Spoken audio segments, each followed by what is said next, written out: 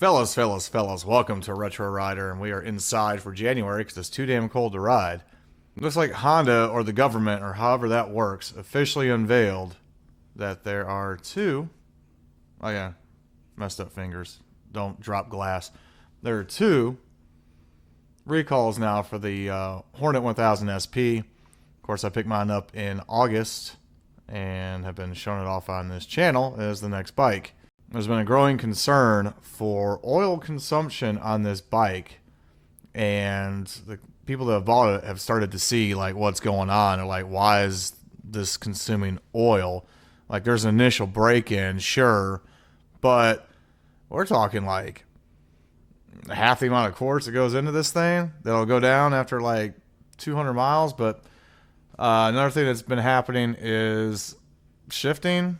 It just will not sometimes go into the next gear. It can be rather annoying. I'm not sure if it's me, if it's my foot. And usually it's just from like first to second. Like, it doesn't hit. It's got quick shifting on it. Don't get me wrong. I love this bike. It's 6 months later. I have no issues with it. Like, this is an issue though. And when you read the description of both of these recalls, it's not good. Obviously, you don't put oil in the engine, it can seize. I think that's pretty obvious. But let's start with this one they put out first. I need to block out my VIN number. I don't know how to do that. This recall shows an issue. The gear change pedal pivot bolt can loosen and fall off while riding, resulting in gear change pedal sagging and loss of gear shifting capability. Now, I don't know if this is tied to that not being able to shift properly, but clearly there's something there that's not right. Maybe this addresses it. It's like, okay, well, the safety risk is unable to shift gears while riding. Well, that's happened. So hopefully, if I take this in, they put this proper bolt in, they'll do it. Problem is, I don't know how long it's going to take. Last time I went in for any warranty work on a bike was with the CB when I first got it, because it had a random issue where it would just rev itself and then it just resolved itself. Have no idea. It would just idle. I want not rev itself, but like idle high. And after 6 months, it just disappeared and never came back. And they couldn't find anything wrong with it, but it was gone for like 3 weeks. And I'm like, I don't have a ton of dealerships around me, and not really many that I trust, if at all. I don't want to use, like, I mean, I guess the time to do it's like now. But if I have to go back, the reason I say go back is we'll get to it in a second. I don't want to take a scene up there twice and have it be gone for whatever. Because the big one is, I guess they done it in Europe, but finally in America, the oil consumption one, where certain 2025 Honda Hornet CB1000 motorcycles, improper piston and piston ring specifications. So when they did this quality check, this bike is made in Japan, by the way. They did this quality check, and they realized over time or something that this wasn't going to be an issue. Now, there's been information, or people have stated, was like, well, it's a Fireblade engine, which is what it is. It's their performance engine, right? That these do consume oil. But I guess it's been a lot. Like, it shouldn't. I think I just hit over 2,000 miles of mine the last time I rode. And it is consuming oil. But here's the thing. They have filed. It's been filed, right? But if you look at this, no recall date. Where's my mouse? There's no recall date, no status. Versus this one did. Recall was incomplete. I guess that means I need to do it. But there's nothing on this. They're just acknowledging that they know, right? I had this happen in my Dodge Charger in the past too. We're like, oh, we know the alternators are crap and they're going to go out, but I wonder if this means if I get the work done on it, I can reimburse. I'd have to talk to Honda. I don't know. I need to call a dealership. I haven't actually called any dealerships yet. I can update that in a short. And again, I posted this because somebody sent me this on Saturday, and that was just a quick short to get this document on here. But I want to go a little bit more deeper into it, my thoughts on it. Now I've actually sit down to read this. Recalling certain whatever. Excessive oil consumption may occur. No shit. As the oil level drops below the minimum required level, oil pressure can decrease, potentially leading to an engine seizing. Now, yes, you should check your oil, but I'm telling you, I'm coming from a bike that's CB 1100 in 2013 that just needed minimal maintenance. And the other thing is I have a little hourglass I can look at. I'm not having to stand this thing up, start it for a minute, do all this shit, and then like have to get it at an angle, pull the dipstick out exactly right, check it, and all that shit. Like, I wish this thing had like a viewer in it like that the 1100 used to have. But with that being the case, it's like I was looking, I checked it, I'm like, is this thing leaking? Like, whatever. Then I looked on the internet and other people were complaining that it's like, yeah, this is an issue. And they were like, well, Honda's aware of it. Well, I'm like, I ain't heard nothing. And I haven't received anything in the mail either. But here's the key thing. It's like, all right, so, however, it is expected to be available August 2026, 1 year after I've had that bike. All right. Not the end of the world. Their recommendation, I guess they had to prepare the parts. That's the thing that makes the most sense to me, is they had to prepare the parts. But it will be performed by the dealer for free. Probably not going to be a quick turnaround. In the interim, this is the ridiculous part, but it gives me an idea how much I need to check it. In the interim, it's important that the oil level in your motorcycle be routinely inspected. Should be either, but this is like every other ride you do. And honestly, if you daily it, I'd say once a week that you need to check this and top it off. Please call any authorized dealer to make an appointment to inspect your oil level every 300 miles to monitor for any oil consumption until the repair becomes available. I mean, you can do that. I would just keep an eye on the oil and just keep topping it off. And as long as you don't notice any leaks or anything seeping through the crankcase at the bottom, I haven't seen anything. Like, this thing, the oil is just disappearing, so it's just burning it. Which is weird is there's no blue smoke coming out of the engine or out of the exhaust. There's no blue smoke coming out of the exhaust.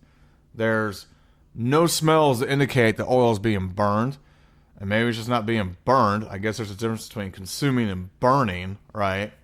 But at the same time, I'm not an engineer, but I don't know how much where this oil is going, because it's a pretty decent amount. The fact is, you could lose 2 quarts in 300 miles. You could lose at least a quart in 300 miles. That's insane.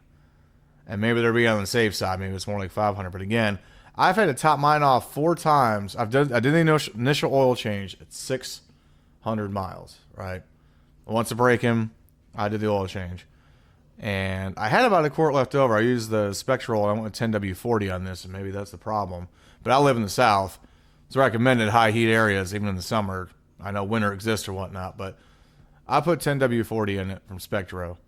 But it was like a couple days later. We had ridden, and a couple days later, I'm like, it's down like 3/4 of what it's supposed, what it just was. Am I just not reading this right? I was like, all right, well, didn't do nothing. And then we got to a point where it was showing low. And I'm like, dude, this isn't leaking. This doesn't make any sense. And I'm like, all right, well, we'll just top it off. And I'm just like, I'll just keep an eye on it. And it kept happening. And that's kind of where we're at. So I just like, I've accepted the fact that after a while that I'm going to need to check the oil on this. And my screen's over here, so I'm looking over there. There's no telling. I think they were saying there was like 20, say at the top, there's like 2,500 of these possibly affected with this. It might have been in the other piece of paper I posted yesterday on that short, which you can check out that short. Make sure you like and subscribe to this video, because I'm not going to end with that, but I'm just saying while I'm thinking about it. It's nice that they're addressing this, but it poses just a bigger issue with automobiles in quality as a whole. Like these guaranteed manufacturers like Toyota and Honda. I mean, Toyota is having to recall all their trucks, and they're willing to replace the engine. Like, that's a huge loss. Like, where's the mix-up at? Kawasaki has just, their Ninjas have just gone to complete shit. Are they fixing it? Yeah, but how is this stuff getting out? I know recalls happen, but I also had a friend, he's got his CBR 600. Now, he didn't necessarily baby it, but it threw a rod. And now they've got a recall for it in January as well. So his engine blew. And he was having a fight with Honda about it. Honda's going to replace it, but it's going to take forever, right? So you're paying on a bike or you're paying on a car that you can't fucking use. I mean, at this point, I would not buy any new automobiles. I mean, again, I'm happy. I'm happy with this bike. This is an issue that's not an issue. It'd be different was like my TV where they're refusing to accept the fact that what's happening isn't happening on a global scale. Honda's like, yeah, we got to look at it, and I will give them credit for that. Their plan in place isn't great, but if they are having to order new pistons and piston rings, like they're going to have to drain the oil in these, disassemble the engine, replace the piston and the piston rings, that's a lot in labor. And maybe, I don't know, it's like, do they want to stack these at the dealerships and make that money from Honda, or are they going to milk that labor, keep it around? I don't think there's been a ton of sales on this Hornet 1000 SP in America. The 750 shown to be better. I'm the only one in my area that's had one until recently. We passed one in our last ride up in Western North Carolina, which I knew there was a Hornet at the Waynesville dealership a couple months ago when somebody came up to me and said that they were there. I have not seen a single one locally in Greenville. I've seen a good bit of 750s in dealerships. Nobody's buying them. I think Honda just has such a weird, bad stigma because of their emissions issues with bikes. That and the CBR 600 has not been updated to spec like the one it is in Europe. But it's a great bike. You see a couple of them around, they look good. And it's just raw powers. No assist, no nothing. I didn't realize that until my buddy bought his. I thought it was the same. I'm like, well, dude, you're going to get all this stuff. Nope, it's just like a Gixxer from 2015. The Hornet is a very modern motorcycle. It's very fast. It is fun, and that's without the tune. The exhaust, the bike sounds great. It looks great. It stands out. But hopefully, these are the only two issues I have, and hopefully they're being addressed with the shifting and with the oil consumption. You can say what you want about the power band. It's still fun. I mean, it lifts. It's caged. You know, you can unleash that cage with a tune. We'll get to that point. But right now, I'm still happy with it. And as long as they address this stuff, that's fine. But this is like the biggest update we've got on this. A lot of people have had issues, but now we have something official. And it's January. Too bad they don't do it now. They're going to wait until like entering into the fall season next year. Maybe we just take care of it next December, something like that, you know? But anyways, thanks for checking out the video. Like and subscribe again. And I am the Retro Rider. Let's go.